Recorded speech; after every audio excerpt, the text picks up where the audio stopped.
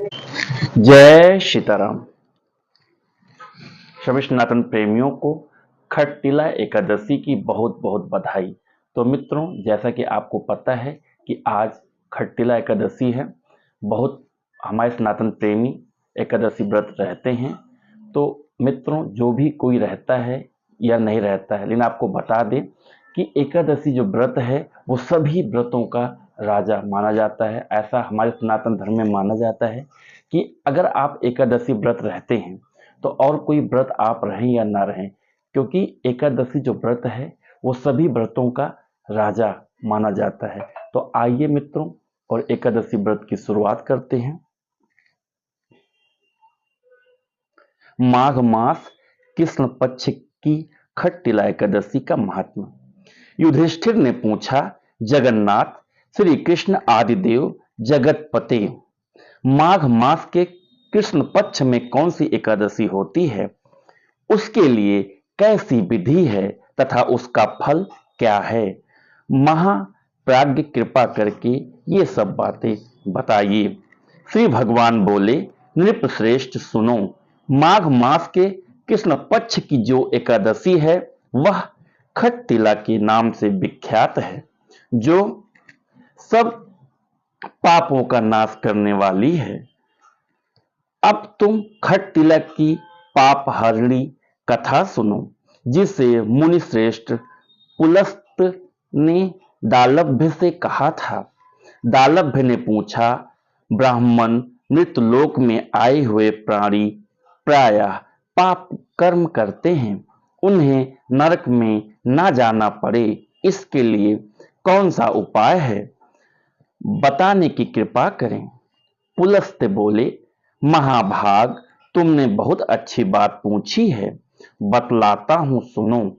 माघ मास आने पर मनुष्य को चाहिए कि वह नहा धोकर पवित्र हो, इंद्रियों को संयम में रखते हुए काम, क्रोध, अहंकार, लोभ और चुगली आदि बुराइयों को त्याग दे।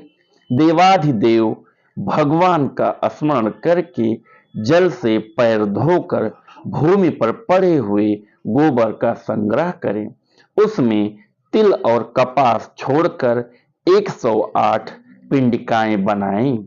फिर माघ में जब आद्रा या मूल नक्षत्र आए तब कृष्ण पक्ष की एकादशी करने के लिए नियम ग्रहण करें।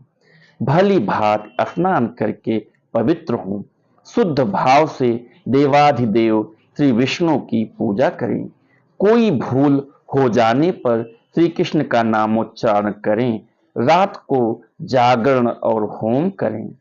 चंदन, अर्गजा, कपूर, नैवेद्य आदि सामग्री से शंख, चक्र और गदा धारण करने वाले देव देवेश्वर श्री हरि का पूजा करें।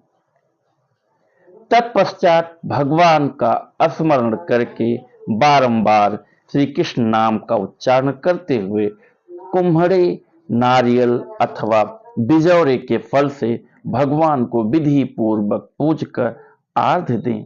अन्य सब सामग्रियों के अभाव में 100 सुपारियों के द्वारा भी पूजन और अर्घ्य दान किए जा सकते हैं।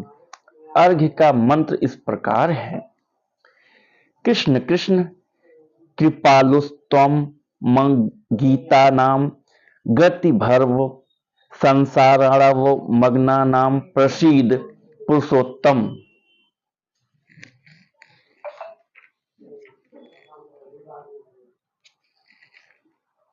नमस्ते पुंडरीकाक्ष, नमस्ते विश्व भावन सुब्रह्मण्य, नमस्तुतेस्तु महापुरुष पूर्वज गृहणाय मया दत्तम लक्ष्याम्या सह जगतपते। सच्चिदानंद रूप श्री कृष्ण, आप बड़े दयालु हैं। हम आश्रयहीन जीवों के आप आश्रयदाता होइए। पुरुषोत्तम, हम संसार समुद्र में डूब रहे हैं, आप हम पर प्रसन्न होइए। कमल नयन, आपको नमस्कार है। विश्व भावन, आपको नमस्कार है। सुब्रह्मण्य, महापुरुष सबके पूर्वज आपको नमस्कार है। जगतपते आप लक्ष्मी जी के साथ मेरा दिया हुआ अर्घ्य स्वीकार करें। तत्पश्चात ब्राह्मण की पूजा करें, उसे जल का घड़ा दान करें, साथ ही छाता, जूता और वस्त्र भी दें।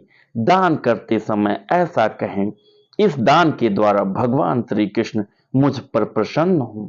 अपनी शक्ति के अनुसार श्रेष्ठ ब्राह्मण को काली गौ दान करें। द्विजश्रेष्ठ विद्वान पुरुषों को चाहिए कि वह तिल से भरा हुआ पात्र भी दान करें। उन तिलों के बोने पर उनसे जितनी शाखाएं पैदा हो सकती हैं, उतने हजार वर्षों तक वह स्वर्ग में प्रतिष्ठित होता है।